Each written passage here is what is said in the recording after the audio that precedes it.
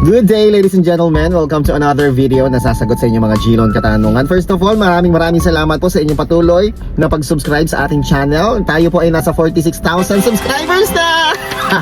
Thank you so much po. Maraming salamat. Kagigising ko lang.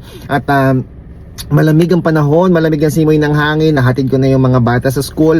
At ito si Mrs. nahatid ko na rin sa kanyang work sa hospital. At ngayon naman ay nagbabasa po tayo ng inyong mga feedback, ng inyong mga comments sa ating YouTube channel na DJ Chico Arellano. At maraming nagtatanong, no, lalo na ngayong Kapaskuhan. Marami kasing nag-avail ng kanilang mga G-Loan this Christmas, no. Dahil nga po panggastos ngayong Kapaskuhan. Kaya lang po mga kapatid, ang naging problema ay ito. Meron tayong mga kababayan na nag-avail po ng G-Loan na hindi po nila natanggap ang pera. So hindi sila na-scam kasi ang na-scam iba po yung may gumamit na iba na hindi ikaw. Pero ito, sila mismo intentionally ang nag-loan o nag-avail ng loan sa G-Loan, subalit hindi po nila natanggap. Narito po ang chat sa atin ng isa nating subscriber sa Facebook page natin. Basahin po natin. Narito ang mensahe mula kay Makmak. Hi sir, napanood ko po kayo regarding sa GCash. Nag-avail kasi ako ng G-Loan. Ang problem is, wala po akong na-receive na pera.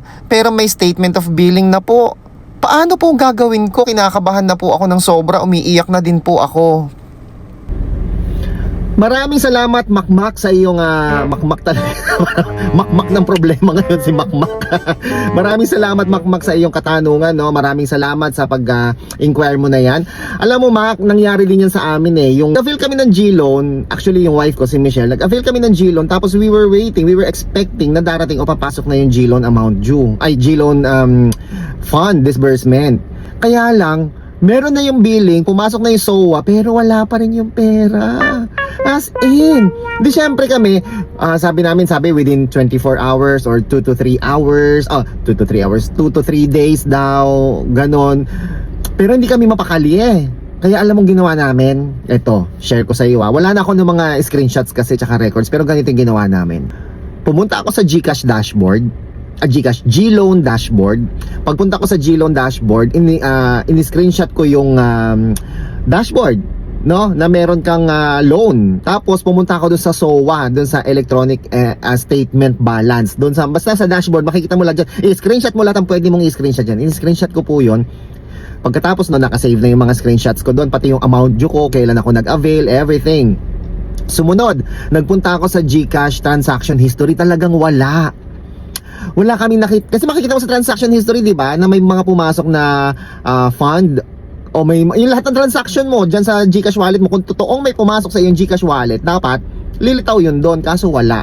Alam mo, sumunod na ginawa namin yung GCash inbox niya. So in-screenshot muna pala namin yung transaction history na talagang katunay na wala talagang pumasok. Ngayon, ang sumunod po yung GCash inbox.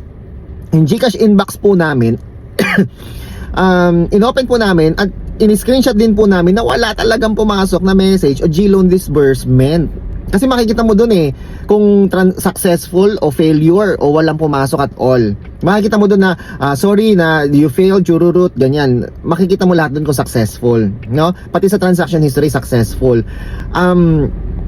Kapag wala, no? Kapag wala talaga, mag-submit ka na ng ticket case kay GCash, no? Kung paano mag-submit, pumunta ka lang sa profile mo, tapos help center, makikipag-chat ka ngayon dyan sa submit ticket, yan. Ilalagay ko rin sa description sa baba yung article kung paano mag-process ng refund o mag-follow up ng G-Loan cash fund disbursement. Nandiyan sa description box sa baba. So ganun yung nangyari sa amin. Lahat yon sinave ko, tapos nag-submit ticket ako kay GCash, in-upload ko lahat ng mga files na meron ako, yung mga screenshots ko, in-upload ko lahat doon. Nag-reply naman sila. Kaya lang yung reply nila doon mismo sa email ko, no? Doon mismo sa email, doon mismo sa registered email nung GCash account na yon, no? Kaya wag kang mag-expect na may email kang matatanggap kung yung ibang email yung gamit mo. Okay? So dapat yung email na nakagamit, naka-register sa GCash mo is the same email address na active ka. Okay? So yun, nag-reply naman si GCash. Tapos yun, sabi ni GCash doon na we are sorry for what happened, chururut, ganyan. Sinabi niya lahat doon na please wait or parang give us time para ma-double check ang process. Mga ganun sinasabi niya. Sa mga tweet, sa unang email niya, papakalmahin ka lang muna. Kalma ka lang, natanggap namin ang problema mo, huwag kang mag-alala, ayusin natin yan. So, i-double check nila lahat yan. Tapos, mag-reply ka. Ang magiging reply mo sa kanila, maraming salamat po, ganyan, thank you po, I really need the funds, sana po ma-release na po agad kasi po kung saan mo gagamitin, halimbawa pampa-hospital po o kaya panghanda po namin sa Pasko, pang ganito ganyan. Kumbaga mag-reply ka na tao talaga, 'di ba? Wag ka mag-chat GPT na reply mo. Do, 'yon. Pagkatapos noon, alam mo ba? Parang 2 days lang, pumasok na kaagad yung yung fund nung sa asawa ko. Kasi nag-alala din kami 2 days o 3 days. Hindi na umabot ng 1 week. Pumasok agad. Grabe, ang galing. Effective. Nag-GCash, lang ako, submit ticket. Kasi pagka talaga namang walang pumasok, makikita nila yun. At saka ito suggestion ko, guys. Baka dahil sa sobrang kaba mo, dahil nga ayaw mo masira yung record mo, yung GCash credit score mo, ayaw mo masira. Dahil may amount due ka na, baka maobliga ka magbabayad ka. Wag po kayo magbabayad dahil wala naman talaga kayo natanggap. No, puwera na lang kung sa transaction history mo may pumasok na G-loan pero ang tawag doon, kumbaga may record na pumasok tapos nagamit ng iba, 'di ba? Pwede kasi 'yun halimbawa yung GCash mo, yung cellphone mo gamit yung ginagamit ng mister mo, kumbaga yung cellphone mo gamit din ng anak mo, pinakikialaman ng mga kasama mo sa bahay. Pwede kasi may pumasok na pera doon tapos tinransfer nila yung perang 'yun papunta sa account nila.